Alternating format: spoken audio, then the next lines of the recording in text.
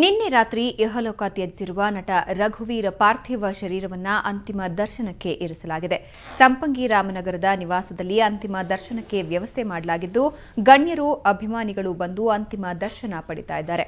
ರಘುವೀರ್ ನಿಧನಕ್ಕೆ ಕಲಾವಿದರು ಕಂಬನಿ ಮಿಡಿದಿದ್ದಾರೆ. ಕನ್ನಡ ಚಲನಚಿತ್ರ ವಾಣಿಜ್ಯ ಮಂಡಳಿ ರಘುವೀರ್ ಕುಟುಂಬಕ್ಕೆ ₹1,75,000 ಹಣ ಸಹಾಯ ಮಾಡಿದೆ. ಚೈತ್ರದ ಪ್ರೇಮಾಂಜಲಿ ಚಿತ್ರದ ಮೂಲಕ ಕನ್ನಡ ಚಿತ್ರರಂಗದಲ್ಲಿ ಶೃಂಗಾರ ಕಾವ್ಯ ಬರೆದಿದ್ದ ನಟ ರಘುವೀರ್ಗೆ 42 ವರ್ಷ ವಯಸ್ಸಾಗಿತ್ತು. ಮೊನ್ನೆ ಹೊಟ್ಟೆ ನೋವಿನಿಂದ ಬಳಲ್ತಾ ಇದ್ದ ರಘುವೀರ್ ಅವರನ್ನ ಖಾಸಗಿ ಆಸ್ಪತ್ರೆಗೆ ದಾಖಲಿಸಲಾಗಿತ್ತು. ಆದರೆ ಚಿಕಿತ್ಸೆ ಫಲಿಸದೆ ನಿನ್ನೆ ಸಂಜೆ ನಿಧನರಾಗಿದ್ದಾರೆ.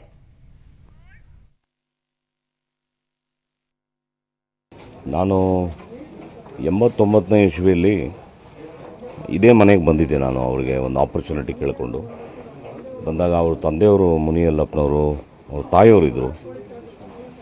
ನನ್ನನ್ನು ಮತ್ತು ನಮ್ಮ ಶ್ರೀಮತಿಯವ್ರನ್ನ ಬರಮಾಡಿಕೊಂಡು ಅವರು ಅಜಯ್ ವಿಜಯ್ ಅನ್ನೋ ಒಂದು ಚಿತ್ರದಲ್ಲಿ ಆಗ ನನಗೆ ಒಂದು ಪಾತ್ರ ಕೊಟ್ಟರು.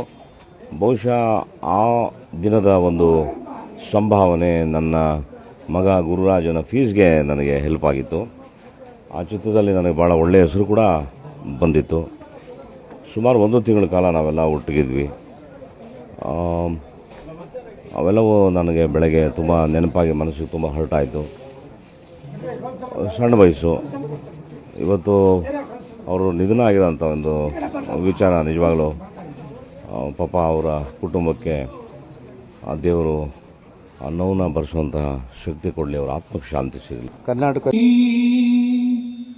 ಆತಾರೆಯ ಕಿರಣವತ ನಿನಗಾಗಿ ಬಾಳುವೆನೆ, ನೀನೆಂದೆಂದು ನನ್ನವಳೇ.